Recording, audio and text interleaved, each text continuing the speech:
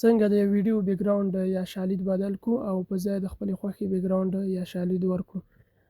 نو د دې لپاره به تاسو د کپ کټ اپ را خلاص کړئ. دا پلی سټور کې شتون لري، پلی سټور نه ډاونلوډ کولای شئ او د دې لینک به ما تاسو ته د ویډیو په ډسکرپشن کې هم اچولی، که هغې ځای نه ډاونلوډوئ هم ډاونلوډولی شئ. نو تاسو به دا کپ کټ را خلاص کړئ. دلته په دې نیو ویډیو په دې به کلیک کړئ.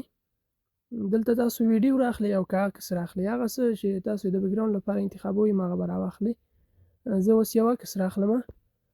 نو تاسو بیا وروسته هم کولی شئ چې دلته یو عکس یا ویډیو راواخلئ او په دې اول ځای کې هم راخیستلی شئ. زه به دغه یو عکس راواخلم. دا عکس ما راواخیسته. نو دلته اوس تاسو به بیا په دغه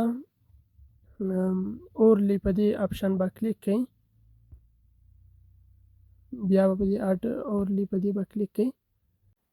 دلته به تاسو کومه ویډیو چې غواړئ هغه ویډیو به راواخلئ چې د هغې بیکګراوند بدل کړئ. زه به اوس دغه ویډیو راواخلمه.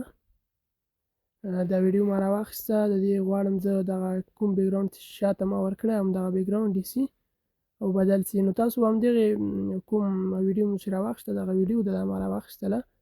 نو زه په همدې ویډیو به کلیک کړئ. نور به لاندې په دغې اپشنونو کې دلته راسئ، په دا ریموو بي جي په دې به کلیک کړئ. دلته په او ټو ریموو په دې به کلیک کړئ. دا ګورئ تاسو دې څخه دغه بیکګراوند لرې سو، بیا به دا ټک مارک کلیک کړئ.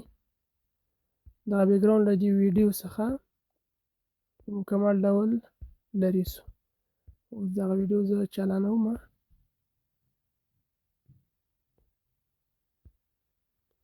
تاسو ګورئ له دې ویډیو څخه دا بیکګراوند لرې سو. دا ویډیو داسې ښکاري لکه په همدغې ځای کې چې اوس تاسو دې ته هر ډول بیکګراوند ورکولی شئ. ما خو دا ساده بیکګراوند عکس ورکړ، اوس زه ویډیو ورکوم. تاسو ویډیو هم ورکولی شئ.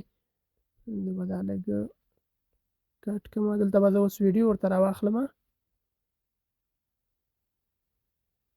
کله چې تاسو یو ویډیو راخلئ دغه د پلس ژمې په علامه به کلیک کړئ د بیکګراوند لپاره. زه به دلته یو ویډیو ورته راواخلم.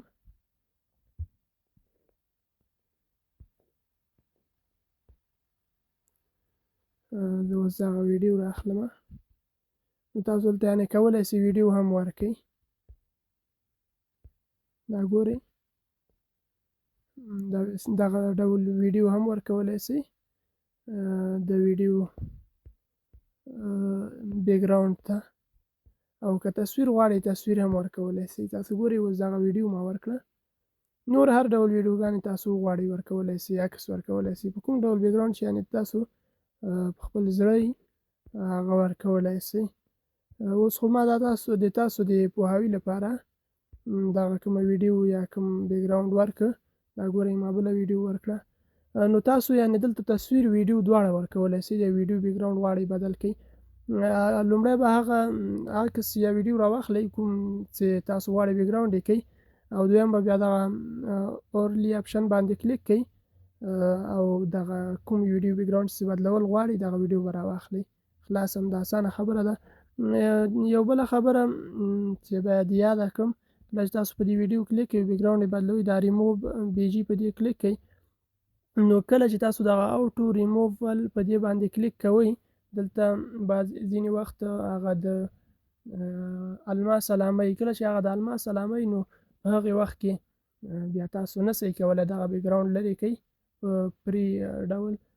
نو تاسو بیا کومه ورځ بعد دغه لرې کولی شئ. دا هر وخت ممکن ډیر کار ونه کوي چې هر وخت تاسو دا بیکګراوند پرې لرې کړی شئ په کپ کټ کې. نو اکثره وخت کار کوي دغه پري. کله کله بیا داسې کېږي چې دا پري نه وي، هغه د الماس علامه وي ورسره، هغه پرو کپ کټ ته اړتیا لري. نو کله کله داسې راځي چې پري نه وي. نور اکثره وخت دا پري تاسو پري په دغه ډول باندې د هرې ویډیو بیکګراوند لرې کولی شئ او هر ډول بیکګراوند وغواړئ دې ته یې ورکولی شئ. نو ویډیو همدومره وه. که خوښه سوې مو وي لایک یې کړئ. د داسې نورو ویډیوګانو لپاره زموږ چینل سبسکرایب کړئ. څنګه دغه د زنګ نښان هم ووهئ چې بیا هره ویډیو اپلوډ کړو به تاسو ته په وخت دررسېږي. او که کومه پوښتنه لرئ کمنټ وکړئ. ویډیو له خپلو ملګرو سره شیر کړئ. تر بلې ویډیو د الله پامه.